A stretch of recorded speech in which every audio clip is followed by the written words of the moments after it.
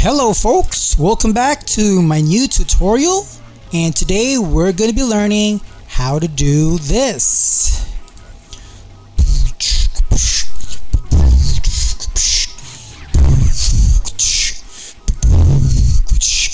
I'm just kidding. So yeah, today we're going to be learning how to do character animation inside of Nuke. Isn't that exciting?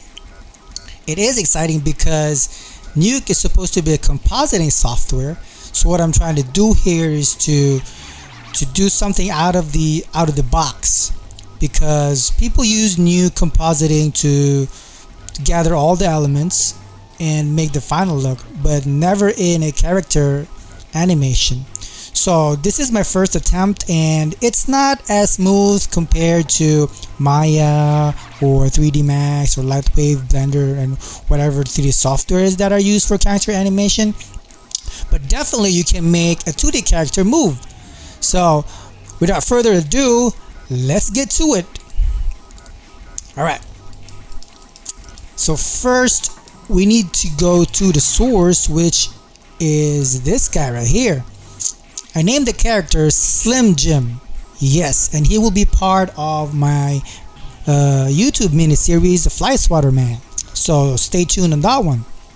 So let's go to Photoshop, and I'm not going to be showing you how to make the character, but on setting it up to go to Nuke, to migrate in Nuke.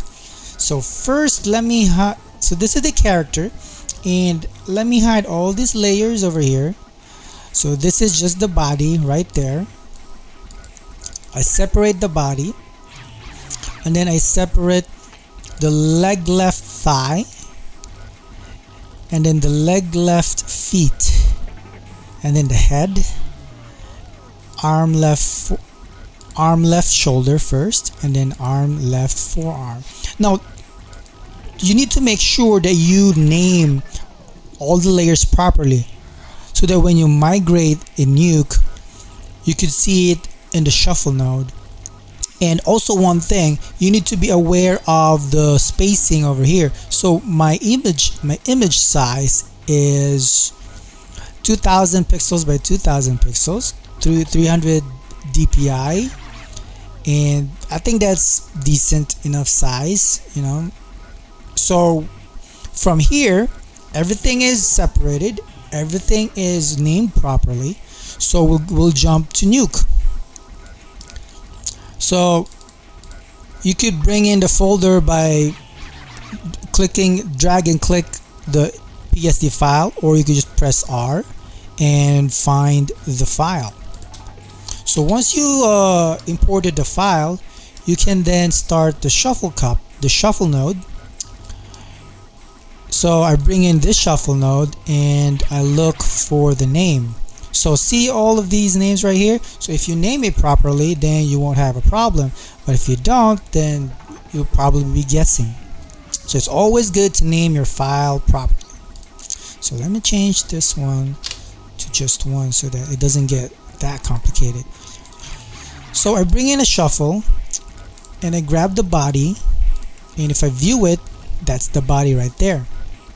Same as the other ones, the head, the left upper arm, and the left forearm.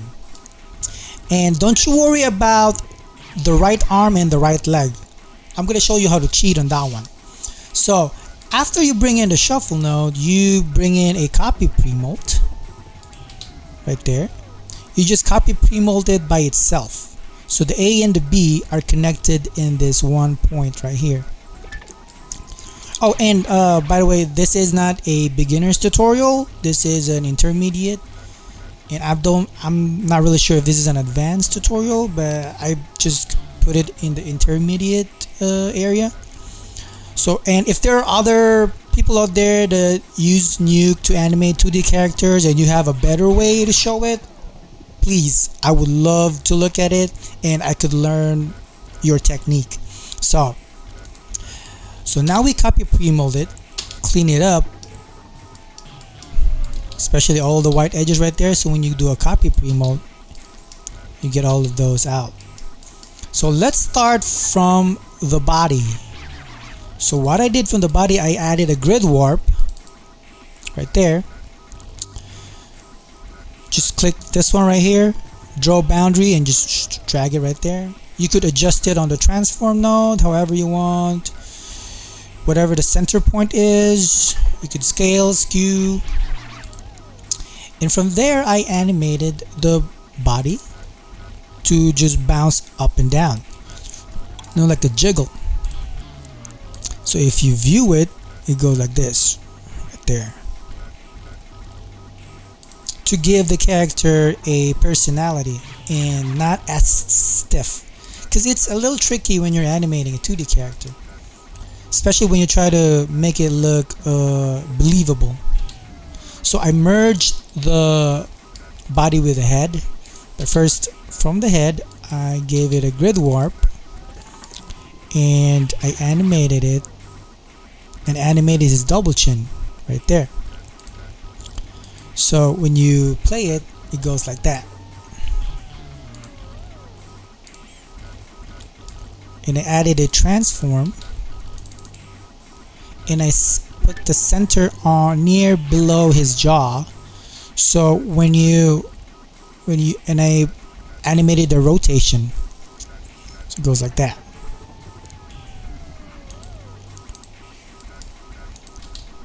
And I merged the head to the body, and when you play it all together, it goes like this.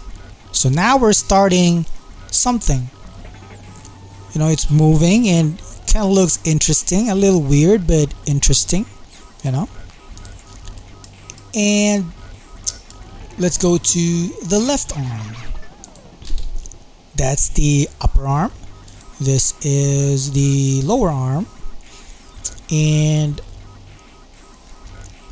I decided to give a transform node on the left arm as an independent controller to rotate it on the X and the Y, and then merge it. And then I have this transform node right here. This transform node is to control all the arm. So basically, if you go to a 3D software, this is the parent transform and this is the child transform.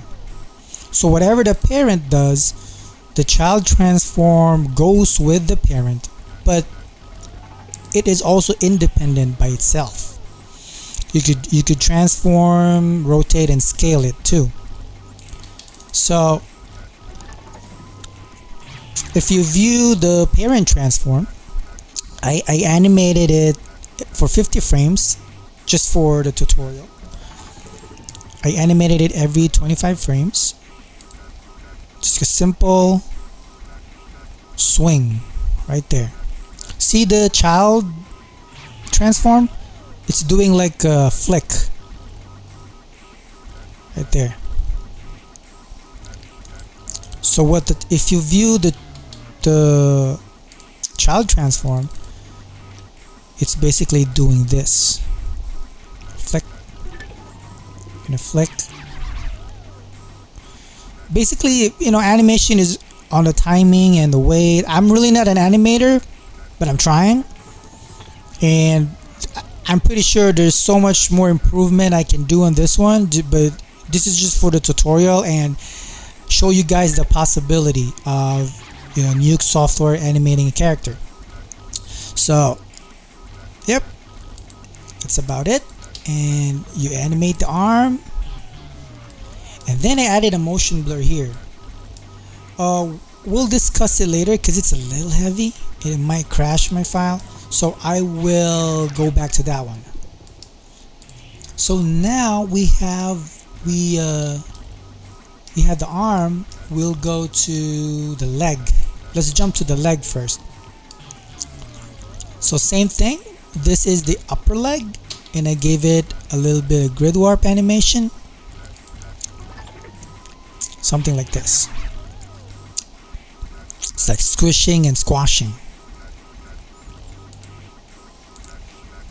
And this is the lower feet, I mean the lower leg. Again, I gave it a grid warp and animated the toe. So when it steps on the floor, you know, I made an illusion that it interacted with the floor, make it more believable. Oops, right there. And then I added a transform. Put the center on the middle top part of the leg, and I animated it right there. Pook, pook, with sound effects too. And then I merged them. Same thing as the arm. This is the child leg. This is the parent. So the the parent controls the child, but the child is also independent on his movement. But wherever the parent goes, the child is always constrained. Interesting, eh? Interesting relation. Well, it's actually a normal thing. But if you play the whole leg, it moves like that. Like that. There's a little bit of weird artifact coming in from this leg right here, but we're not gonna fix it because this is just a tutorial. From there, I also added motion blur, which is okay. So now we have the body, the head, the feet. That's with the motion blur, and with the hand with the motion blur. So now you might want to ask, how did you do the right arm and the right leg? Well, I did reference this. If you unhide the input, this one is connected to this one right there. If you view it,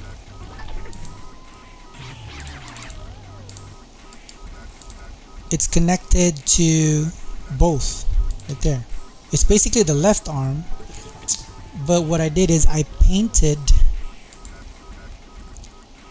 If you look at this Rotopin right here, you look closely at the arm, I painted it out so that it looks like the other arm. And I did the whole parent-child thing, and when you merge it here, right there, if you want to turn off the motion blur like that, see, it is different from the other arm because I repainted it using a Rotopaint and a frame hold.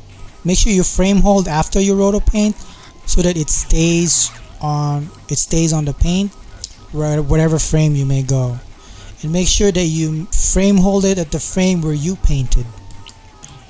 Okay, so now we have that.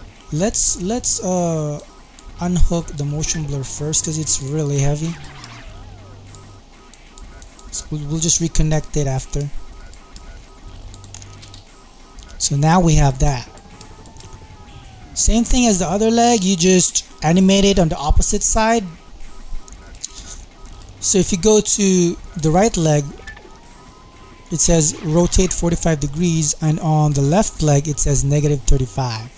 So opposite ends. So now we have that character, and now we have the animation. We could try to play it, stream it, see if it's not too heavy. It's okay. My computer can handle it because there's like five softwares are opening right now, so it's taking a lot of memory. But yeah, so, and yep, that's it right there. So we now have a very interesting character that is walking. But you might want to say, hey man, he's just like walking on a treadmill, he's really not moving. Well, in 2D animation, you can cheat. You can make it look like it's moving. Well, that character is moving, but it's just walking in one spot, right? So let's tweak it some more. So now we have the character that is looking like it's walking, but it's just staying in one spot. I added extra controls to make it look believable. I added a transform and I named it up down, and all that it does is animate it on the Y axis. Just to go from 0, it goes 20, and it goes back to 0 and 20 and 0. That's all it does. So when he steps on his other leg, he goes up, and he goes down as he lands. So that's extra control right there. Make it a little more convincing. Now this other transform is the rotate. So I move the center all the way at the bottom. So I just animated a rotate axis, and from frame 1 it's 5, and when you jump to frame 25 it's -5. So it's basically swaying back and forth like that. It's swaying, and it goes back frame 50. So just rocking back and forth right there. Another control. And then I added a transform scale just to fit in the reformat 1920 by 1080. Because if you don't put a transform scale, it looks like this right there. So you need to transform it down to fit the stage, which is 1920 by 1080. So from there, I think this one is the shadow. Let me name it as the shadow. This is a cheat shadow. If you merge it, you don't really see anything yet, but when you merge it with the background, then you will see the shadows. So this one is a color correction to mimic the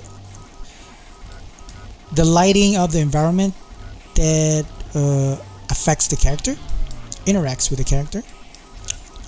So now we have that set up. Now we have the character set up. Let's go to the BG. And this is important because I gave you an illusion. I will give you an illusion that the character is walking on not just one spot, but it's moving along the environment. So I did the background procedurally. It's just a gray constant, and I made a noise, turbulence, and I use it as an alpha to copy pre-mold a darker gray constant, so it looks like that, and I merge it on top of the lighter gray. So it's like, it looks like a cement with like a marble texture. And then I copy pre-mold it with an alpha like that, just like a floor, a solid floor, and I created a sky right there.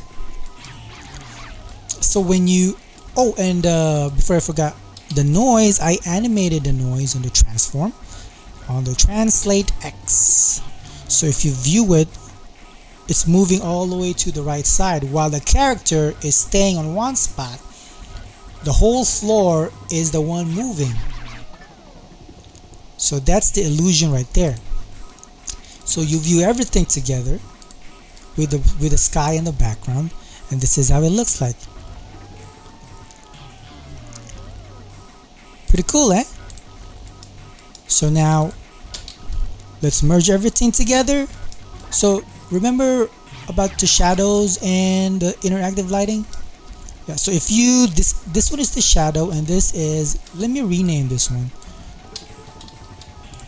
I keep forgetting to rename to put a backdrop on some. Interactive lighting.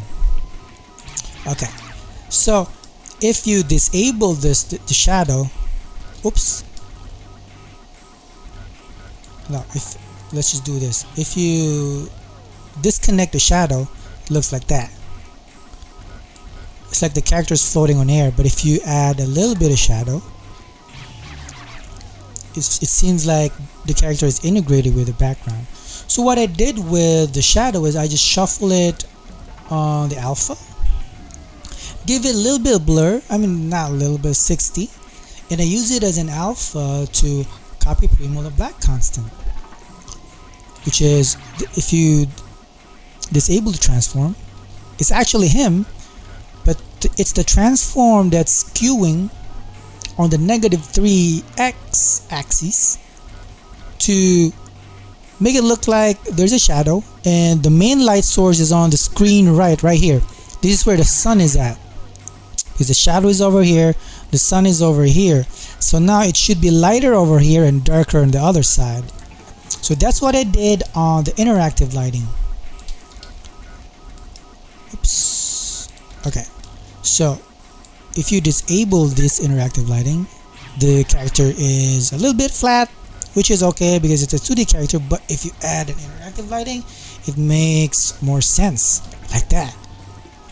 So let's disable this one first. So this is the shadow right there.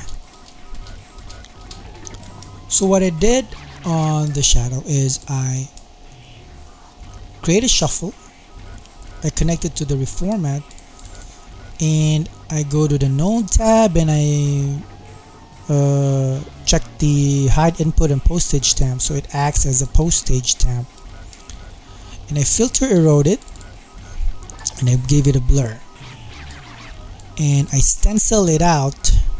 I use this one as a stencil to this information, so it cuts it right through in the middle, and I grade it just to tighten it up. Make sure white clamp is on, white 0.82, black 0.145, but you can do your own setting or your preference, whichever you want. So now I have an edge outline, and then I gave it a mask over here. This is for the shadow and this is for the highlight stencil.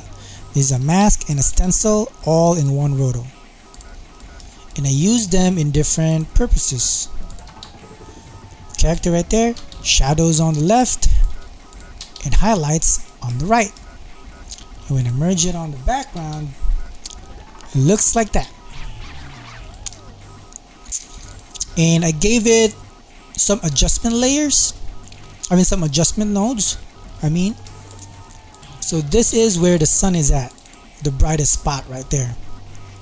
Added a ramp, and then this is the shadow area right there, so dark over here, brighter over here, and this one is more like a general color correction, so like a warm sunny day. So if you disabled all these nodes,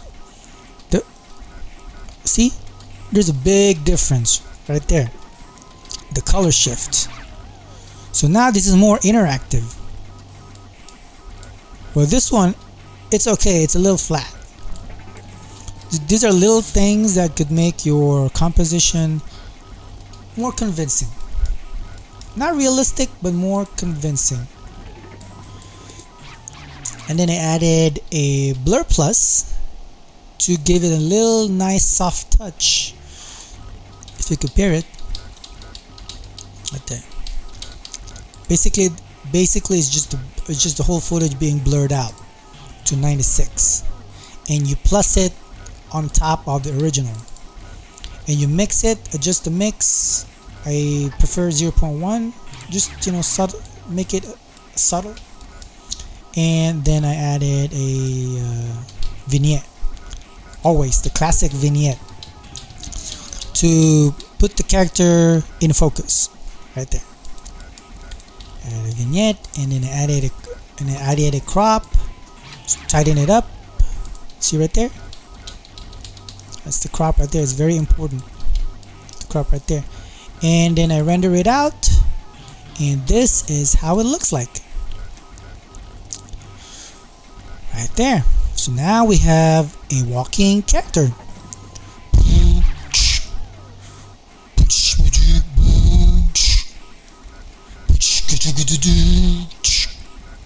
That's my music. I just made it up. So hope you like this tutorial, and don't forget to like, comment, and subscribe.